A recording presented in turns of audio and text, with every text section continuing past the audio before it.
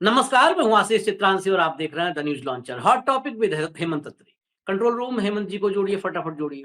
स्वागत है हेमंत भाई आपका। कालिक की कोठरी सुनी थी आपने, हमने सबने सुनी थी। लेकिन कालिक की कोठरी नोटों की कोठरी में तब्दील हो जाए और नोटों की कोठरी को ही कालिक की कोठरी बोला जाए तो अब कोई इसमें बड़ी बात नहीं होगी, क्योंकि दोनों एक हो चुके हैं।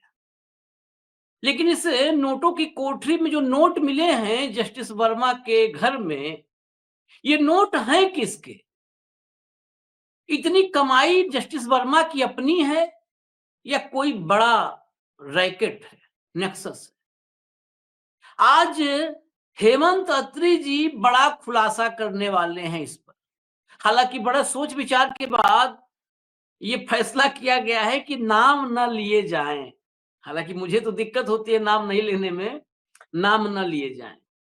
ठीक बात है, नाम नहीं लिए जाएंगे, लेकिन एक बड़ा नेक्सस जो पर्दे के पीछे चर्चाएं हैं, जो खबर लेकर के आए हैं हेमंत जी, एक बड़ा नेक्सस है। एक बहुत बड़े पत्रकार का बेटा इसमें है, बहुत बड़े पत्रकार का बेटा शामिल है इसमें। एक ईडी के अफसर हुआ करते थे, अब नेता हो चुके हैं भाजपा के, उनका नाम भी सुनने में आया है। दो बड़े वकील हैं, उनका भी नाम सुनने में आया है। और एक बिल्डर उत्तर प्रदेश का बताया जा रहा है। ये सारे हिस्सेदार हैं, ये पार्टनर हैं। अब क्या है पूरी कहानी, सीधा चलते हैं भाई हेमंत जी के पास। हेमंत भाई, अब सवाल तो जब इस खुलासे में, सवाल में क्या करूं, जवाब ही आप दे दो। कौन कौन है, कहां से ताल जुड़ा है, कैसे खबर मिली, ये सब जो जो बताया जा सकता है, जो जो बताया जा सकता है सब बता दीजिए। आशीष भाई नमस्कार, आपको सारे दर्शक साथियों को। देखिए, एक तो पहले ये स्पष्ट कर दूं कि ये सारी बात जानकारी देने में हमें कोई बहुत गर्व या कोई महानता की अनुभूति नहीं हो रही है। बेसिकली ये हम सब के लिए, देश के लिए, न्यायपालिका के लिए और पूरे तंत्र के लिए एक बहुत ही शर्मसार कर देने वाली स्थिति है। लेकिन ये जो घटनाक्रम दिल्ली में हुआ, 14 तारीख की रात की घटना, और 20 तारीख तक उसकी भनक नहीं लगने दी जाती किसी को भी। जबकि पूरे बहुत सारे सवाल हैं, उसको बिल्कुल मैं दर्शक साथियों के लिए बिल्कुल ब्लैक एंड व्हाइट में खोल देना चाहता हूँ। इशारों में समझ जाएंगे सारे। कोशिश करूंगा सरलीकरण की। 20 तारीख की रात को 11:35 पर 14 तारीख की रात को आग लगती है, फायर ब्रिगेड पहुंचती है। वहां पर वो सारा कारनामा जो कुछ भी हुआ नहीं हुआ, वहां पर नोटों के बड़े बड़े वो मिलते हैं, स्टेशस जिसको आप बोलते हैं, या जिसको कहीं गठड़िया बोलते हैं, कट्टों के अंदर। तो वो सारी वीडियो बना करके कंसर्न पहले दिल्ली पुलिस को बताया जाता है, फिर दिल्ली पुलिस आती है, वो सुप्रीम कोर्ट को बताती है, और वो सारा कारनामा होता है। मेरा दर्शक साथियों के सामने कुछ चीजें हैं जो ब्लैक एंड व्हाइट में मैं रखना चाहता हूँ। 14 तारीख की आधी रात का घटनाक्रम, और 20 तारीख तक किसी को कोई भनक नहीं। 21 तारीख की सुबह एक अखबार में, अंग्रेजी अखबार में वो खबर छपती है। उस 6 दिनों के बीच में इस खबर को किसने मैनेज किया? तो दिल्ली का जो ग्रेप वाइन है, जो दिल्ली के अंदर सारा ये है मीडिया सर्कल के अंदर, वो बड़ा स्पष्ट तौर पे सारी चीजों को स्पष्ट कर रहा है कि मीडिया में बात क्यों नहीं आई, किसने छुपाया, नेक्सस क्या है। तो नेक्सस को देखिए आप। इस नेक्सस में एक तो जज के घर में बरामद होगी चीज, तो जज तो हो ही गए शामिल। उसके बाद मीडिया के एक बहुत बड़े संपादक का बेटा, मीडिया के एक बहुत बड़े सेलिब्रिटी प्रेजेंटर का भाई, वकील सो कॉल्ड कहने का, यूपी का एक बहुत बड़ा कंस्ट्रक्शन माफिया जिसका कई शहरों में धंधा है, उसका नाम, टैक्स अथॉरिटीज के लोग, और पूरी की पूरी ब्यूरोक्रेसी। खास तौर पर आप ये देखिए कि जब दिल्ली पुलिस ने सूचित किया, सारी चीज हुई, तो 2-3 चीजें मैं बड़े स्पष्ट सवाल आपके सामने रखना चाहता हूँ दर्शकों के लिए। इस पर जब सारी चीजें हुई, दिल्ली पुलिस ने वो सब कुछ देखा, सुप्रीम कोर्ट को सूचित भी कर दिया, तो हर जगह जहां पर इस तरह की चीज मिलती है तो उसका रिकवरी मेमो बनाया जाता है कि भाई ये बरामदगी हुई है। होता कैसे है, जब फायर ब्रिगेड जब आग बुझाती है तो उसके बाद वो इंस्पेक्शन करती है उस साइट की, कहीं कुछ और तो नहीं रह गया, और वो सारा उस इंस्पेक्शन के दौरान ये नोट मिले, नोटों के गट्ठे मिले कट्टों के अंदर। तो जब वो मिले तो दिल्ली पुलिस को बता दिया गया। दिल्ली पुलिस ने क्या उसका वो बनाया, क्या पूरे का पूरा बरामदगी का मीमो जिसको कहते हैं, नहीं बनाया। बनाया तो कहाँ है वो, और बनाया तो उसके बेसिस पे केस दर्ज क्यों नहीं किया गया? सवाल तो ये आएगा ना, रिकवरी मीमो बना नहीं बना, क्यों नहीं बना? उसके बाद सीजर मीमो जिसको आप कह सकते हैं, seizure memo is the more important word, मतलब हाँ। More technical word, seizure word. उसके बाद जो वर्मा साहब थे, उनको क्या वो वीडियो दिखाया गया जलते हुए नोटों का, उस कमरे के उसका सीन का? और वो जब वीडियो बना और जो सुप्रीम कोर्ट को भेजा गया और वो गया, तो वो कहाँ गया? उसको डिलीट किसने कराया? जिसने भेजा उसकी डिवाइस से, फिर जिसको भेजा गया उसकी डिवाइस से वो डिलीट किसने कराया और क्यों कराया? जिस फोन से वीडियो बना था वो फोन रिकवर किया गया या नहीं किया गया? क्यों नहीं किया गया? सवाल आएगा कि नहीं आएगा ये? और उसके अलावा जो सबसे बड़ी बात है कि इस सारे मामले में अभी तक ना तो दिल्ली पुलिस ने, और कल सुप्रीम कोर्ट का आपने 2 पेज का बयान, जब हम शो खत्म करके हटे उसके तुरंत बाद 2 पेज का सुप्रीम कोर्ट का बयान देखा। सुप्रीम कोर्ट के प्रति हमारा पूरा मान सम्मान है, लेकिन मेरा एक सवाल है। सुप्रीम कोर्ट कहता है कि बरामदगी के बारे में तरह तरह की अफवाहें फैलाई जा रही है। अफवाह फैलाने का स्कोप कौन दे रहा है? सुप्रीम कोर्ट को तो पता है, सुप्रीम कोर्ट को तो पता है ना बरामदगी हुई है या नहीं। सुप्रीम कोर्ट केवल एक सेंटेंस कह दे कि कोई बरामदगी हुई, बात खत्म होगी। और अगर बरामदगी हुई है तो अमाउंट बता दे, अफवाहें खत्म हो जाएंगी। तो अफवाहों को उड़ने देने की गुंजाइश कौन पैदा कर रहा है? सोच लीजिए। दिल्ली पुलिस बता देती, सुप्रीम कोर्ट बता देता। अफवाह कहने की बजाय आप अमाउंट बता दो ना, और आप ये कह दो नहीं बरामदगी हुई, बात ही खत्म, कहानी खत्म हो गई। अब जो कहानी स्थिति है, कुल मिलाकर के स्थिति है कि मेरा आपसे बेसिक जो दर्शक साथियों के सामने वो है कि बरामदगी की राशि क्यों नहीं बताई गई अब तक? अब तो पर कल के बाद तो सारा खुल गया। क्यों दिल्ली पुलिस क्यों नहीं बता रही? सीजर मीमो कहाँ है? सुप्रीम कोर्ट क्यों नहीं बता रहा है? नंबर 1। नंबर 2, सबसे पहला काम जो संभव था इजीली, अगर बरामदगी हुई है तो सबसे पहला काम था जस्टिस वर्मा से उनका काम छीन लेना, वर्क विड्रॉ करना बोलते हैं उसको। वो तो नहीं किया गया। गुपचुप ढंग से कथित तौर पे उनकी बदली कर दी गई इलाहाबाद हाई कोर्ट में। इलाहाबाद की बार ने बगावत कर दी, वो कल हमने बता दिया था कि भाई हम इसको बंद कर देंगे, हाई कोर्ट को ये नहीं चलने देंगे, अनिश्चित काल के लिए भी बंद करना। वो भी हो गया। सवाल ये है कि सुप्रीम कोर्ट को जब सारी चीजें भेजी गई, उन्होंने एफआईआर का आदेश क्यों नहीं दिया? पहला सवाल। अंदरूनी जांच जो इन हाउस कमेटी होती है, जिसमें सुप्रीम कोर्ट का एक जज होता है, 2 Delhi high court, 2 high court के चीफ जस्टिस होते हैं, वो तत्काल क्यों नहीं की गई? उसी के बेसिस पे तो फाइनली आप या तो उनको रिमूव करोगे या उनका इम्पीचमेंट के लिए रिकमेंड करोगे। कौन है जो बचा रहा है? कौन है जो बचवा रहा है? वो पैसे जो बरामद हुए थे कथित तौर पर, वो कहाँ है? सवाल आएगा ना। वो पैसे किसके हैं? कितने हैं?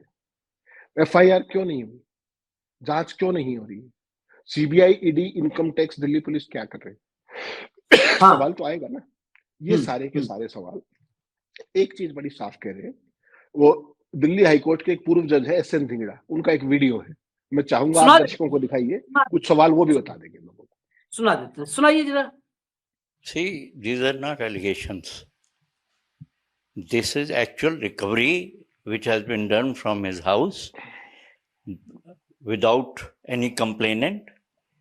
The recovery was done because his house was on fire and fire extinguishing persons, they were there. After extinguishing the fire, you see they always make a discovery what has burnt out, what has not been burnt out.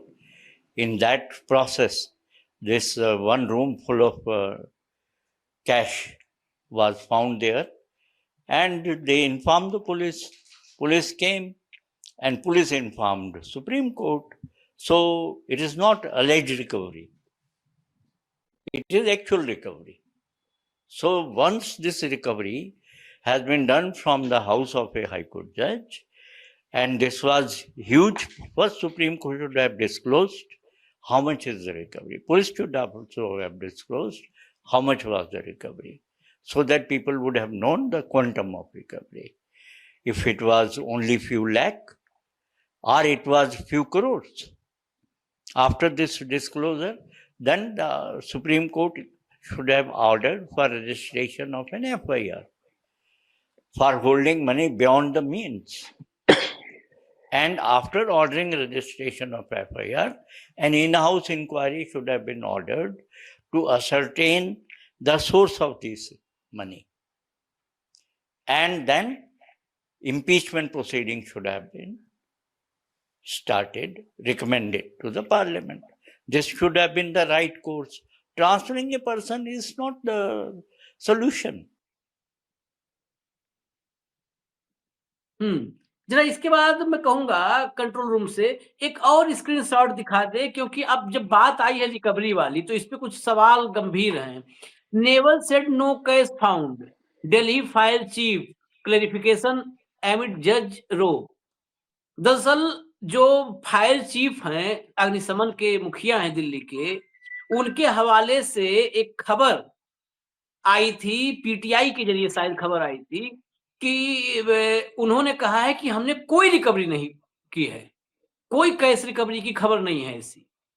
आज ये NDTV था, अडानी वाला है, चलिए ध्यान रखिएगा थोड़ा, उस पर बकायदे लिखा गया है उन्हीं अग्निशमन के प्रमुख फायर चीफ की तरफ से कि मैंने ऐसा कोई बयान नहीं दिया है जिसमें कैश नहीं पाए जाने से जुड़ा कोई बयान दिया हो या नो रिकवरी की बात हमने कही। 2 दिन में ही अलग हो गया बयान, 24 घंटे, 2 दिन नहीं 24 घंटे में बयान पलट गया। अब या तो पीटीआई गलत है, एनडीटीवी गलत है, या अग्निशमन अधिकारी थोड़ा मनोरंजन के मूड में है। हो सकता है ये भी कि मनोरंजन का मूड हो, चलो भाई ठीक है, आज पीटीआई वाले कुछ और बताएंगे, एनडीटीवी वाले कुछ और बताएंगे, ऐसा भी हो सकता है। बड़ा सवाल ये है कि पुलिस से लेकर के अग्निशमन तक, सबसे पहले तो वहां पे फायर वाले थे, कोई भी ऑफिशियल स्टेटमेंट क्यों नहीं दे रहा है? जो रिकवरी मेमो जिसकी या सीजर मेमो जो भी आप कह लीजिए, जिसकी बात अभी कही हेमंत अत्री जी ने, वो कहाँ है? और तीसरी बात, हेमंत जी ने एक बात कही कि भाई 2 लाख 4 लाख का, और वही जस्टिस ढींगरा ने भी कहा कि लाख में रिकवरी है या करोड़ों में है, आप बता दीजिए। अब तो ये भी सवाल है कि 24 की रिकवरी, 14 की रिकवरी 24 को बताओगे तो हम तो भाई निजी तौर पर कहें, हम तो नहीं मानेंगे। 10 दिन तो 10 दिन, जहां पर स्क्रिप्ट लिखने में 10 दिन लग रहा है, वहां झोल हो गया। हो सकता है हेमंत अत्री जी मान लें, हो सकता है जस्टिस ढींगरा मान लें, मैं नहीं मानूंगा। रुपया बताने में 10 दिन ले रहे हो, इसका मतलब कुछ ना कुछ फर्जीवाड़ा कर रहे हो। नहीं तो 1 मिनट के अंदर 15 तारीख को, 20 तारीख तक जिस खबर को छिपाया गया है, उस खबर की सच्चाई इस देश के सामने आएगी, मैं इस मामले में संदेह करता हूं। हेमंत भाई, आपको बड़ा भरोसा है तो खैर। आशीष जी मेरी हाईएस्ट लेवल्स पे तमाम जगह पर बात हो रही है लगातार कल से, जब से आपने कहा था कि इस पे चर्चा करेंगे। इस पूरे मामले में इसको बहुत गंभीरता के साथ रफा दफा करने की पूरी तैयारी कर ली गई है। अगर आप सही मायने में देखो तो इनिशियल स्टेज पे ही रफा दफा हो गया था। ये 14 से 20 तक तो रफा दफा ही किया गया। वो तो एकदम किसी अंग्रेजी वाले के हाथ लगी, उसने खबर छापने की हिम्मत कर ली, उतनी सी बात है। लेकिन एक बात मान के चलिए, हिंदुस्तान में नहीं, पूरी दुनिया के अंदर हमारी न्यायपालिका की बहुत ज्यादा बदनामी हुई है, बहुत ज्यादा बदनामी इस मामले में। और अब इस मामले को कंप्लीटली अंडर द कारपेट कर दिया जाएगा। इसकी जो गंभीरता है उसको समझने की कोशिश कीजिए। दर्शकों को इसकी गंभीरता बतानी बहुत जरूरी है। वो है असली क्रक्स ऑफ द मैटर। और क्रक्स ऑफ द मैटर क्या है कि जो अभी तक देखिए बाकी सारे संविधान के जो हमारे इंस्टीट्यूशन है वो सारे बर्बाद और नष्ट किए जा चुके हैं। कहने को केवल एक की विश्वसनीयता थोड़ी बहुत बची हुई थी, और वो थी न्यायपालिका की। आपको क्या लगता है कि इस घटना के बाद जो न्यायपालिका की विश्वसनीयता खत्म करने का जो डिजाइन था, क्या वो एक व्यापक डिजाइन का हिस्सा नहीं? क्या वो सक्सेसफुल नहीं हो गया है?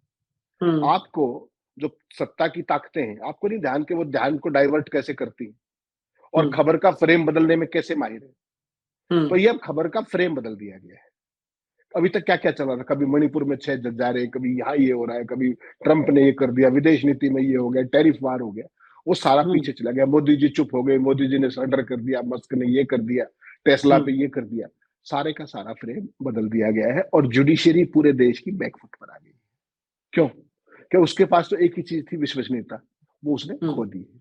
और वो भी दिल्ली में ठीक नाक के नीचे, सुप्रीम कोर्ट की नाक के नीचे चंद किलोमीटर की दूरी पर। ठीक, इस सारे में ये जो अब जो सारी जो निष्ठा संदेहास्पद हो जाएगी न्यायपालिका की, उसका लाभार्थी कौन होगा? ये बात कभी सोचिएगा। इसका लाभार्थी केवल केंद्र की सरकार होगी। जब किसी की विश्वसनीयता जाती है किसी इंस्टीट्यूशन की, उसकी ताकत किसके पास जाती है? सत्ता के पास। और सत्ता की असली चाबी नागपुर में है।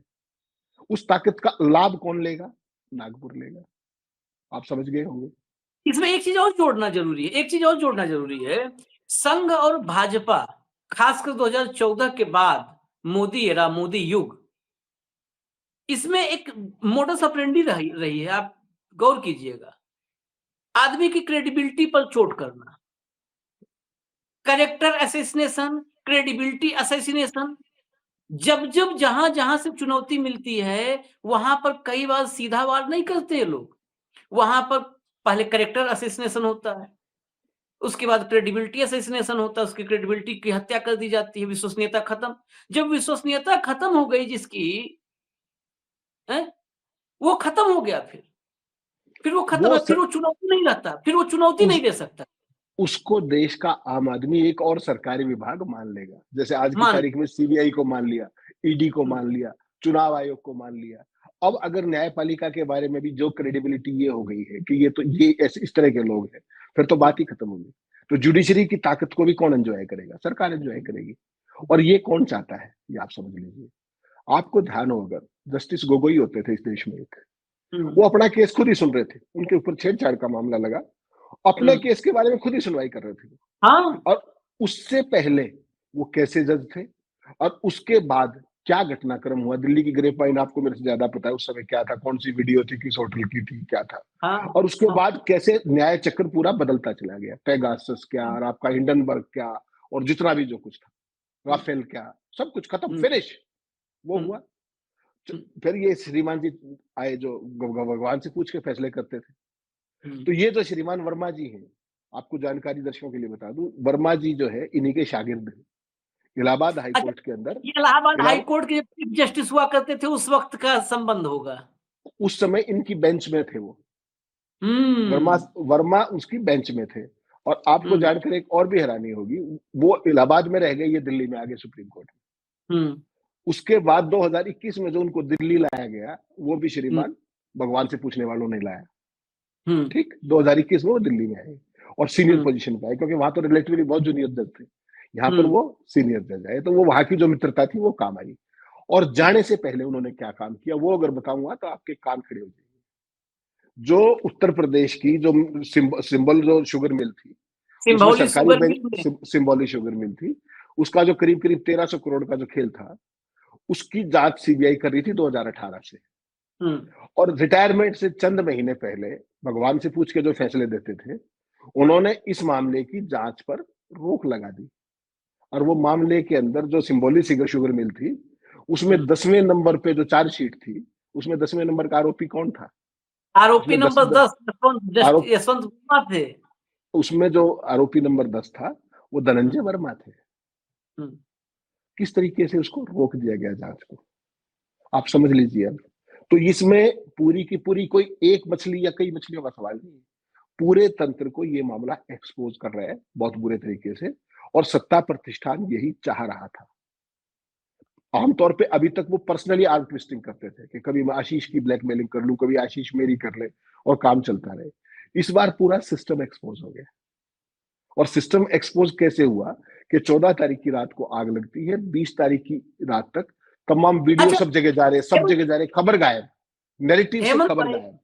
हेमंत भाई, सीसीटीवी वगैरह तो रहा होगा भाई, ये सीनियर जज हैं दिल्ली हाई कोर्ट के, सीसीटीवी वगैरह उसकी फुटेज अब तक तो मीडिया खोज निकालती। सब मैं तो कह रहा हूँ, सीसीटीवी फुटेज तो पहली ही चीज है, एंट्री करते ही आग लगने के समय से लेकर के उसके बाद तक की सारी चीजें कहाँ है वो, किसने गायब करी हो, क्यों गायब करी हो, सीजर मीमो कहाँ है? मैं तो बेसिक सवाल पूछे जो ऐसे दिंगड़ा साहब कह रहे हैं उसी लाइन। वो तो हाईकोर्ट के, दिल्ली हाईकोर्ट के जज थे, वो तो आशीष चित्रांशी और हेमंत अत्री नहीं है। हम तो केवल आज बात कर रहे हैं कि इसकी जांच के पहलुओं की, कि हर स्तर पर 14 तारीख से लेकर आज तक इसको किसने दबाया, क्यों दबाया, मंशा क्या थी, वो ताकतें कौन सी हैं जो जुडिशरी को एक्सपोज भी करना चाहती हैं और मामले को दबाना भी चाहती है। इसको समझना पड़ेगा आपको। बड़ी जबरदस्त कंट्रास्ट है ये कि आप उस मामले को रफा दफा भी करना चाह रहे हो आप, और आप उस मामले में भद भी पीटना चाह रहे हो। तो भद तो इसलिए पिट रही है कि जब तक आप उसकी वो नहीं बताएंगे कि एग्जैक्ट अमाउंट क्या थी, जो कभी नहीं बताएंगे, अभी तक नहीं बताया तो कभी नहीं बताएंगे, मान के चलो, रफा दफा। और वो जो बदली की गई थी, वो बदली भी उसी डिजाइन का हिस्सा था। अभी तक ये इंडिविजुअल्स की आर्म ट्विस्ट की जा रही थी। आशीष चित्रांशी आगे से करोगे क्या, हाथ मरोड़ दिया, हेमंत अत्री करोगे, हाथ मरोड़ दिया। अब पूरे सिस्टम को एक्सपोज कर दिया गया है। नहीं, भद पिटने वाली बात तो जी है, भद कहाँ पिट रही है? भद आप देखिए, भद देश की अगर किसी की चिंता है, मान लिया हमारे प्रधानमंत्री के लोग कहें कि चिंता है बहुत कि देश की भद पिट रही है। अरे भद तो उस दिन पिटी जिस दिन अमेरिका में वो कानून ट्रंप ने हटाया कि अब अमेरिकी कंपनियां किसी देश में रिश्वत अगर दें तो उनको वहां पर जो है वो आरोपी नहीं बनेंगी, उन पर कोई कानून नहीं लागू होगा, जो करप्शन का एफसीपी, कानून। एफसीपी। हाँ, हाँ, वो करप्शन का कानून था, वो क्यों हटा? उसके पीछे अगर आप जाएँगे हेमंत भाई तो आपको शायद सुन के हैरानी होगी, 300% पेनल्टी लगी थी अमेरिका की 3-4 कंपनियों पर। ऑर्कुट बिल्कुल। भी था उसमें 3-4 कंपनियाँ। क्यों लगा था वो पेनल्टी क्यों लगी थी? वही जो कानून एक ट्रंप ने हटाया है, उसी की वजह से लगी थी। उन्होंने भारत में इंडियन ऑयल को जो बताया था कि इंडियन ऑयल को रिश्वत दी है, रेलवे को इंडियन रेलवे। रेलवे को रिश्वत दी है और शायद एचएएल को रिश्वत दी थी। जी। तो जब जब ये दुनिया मतलब वो अमेरिकन कंपनियां जो बड़ी दिग्गज हैं दुनिया की, दिग्गज कंपनियां, उन्होंने 300% पेनाल्टी भरा इसलिए कि भारत में Indian oil, Indian railway, HAL को उन्होंने रिश्वत दी थी। इससे बड़ा प्रमाण क्या होगा? जब भारत में रिश्वत देने के एवज में अमेरिका में उन्होंने पेनाल्टी भर दी, तो अब इससे ज्यादा कहां पिटेगी? कौन जानता है जस्टिस यशवंत वर्मा को? नहीं, नहीं, हैं? नहीं, नहीं, नहीं, वहां वहां पर जहाँ रिश्वत दी वहां पर कोई केस नहीं। हम्म। जिन्होंने रिश्वत ली पब्लिक सेक्टर की कंपनियां, सरकार चाहे तो 1 मिनट में एक्शन ले सकती थी, पर्चा ही दर्ज एक कर देती, हाँ, जांच ही करा लेती। वो तो नहीं कराया। हम्म, वो नहीं कराया, उनको वहां जुर्माना हो गया क्योंकि उन्होंने वहां के शेयर होल्डर से धोखा किया था। और जहां पर रिश्वत दी, जो हमारे वाले क्रांतिकारी थे जितने, उनके साथ कुछ हम्म। नहीं हुआ।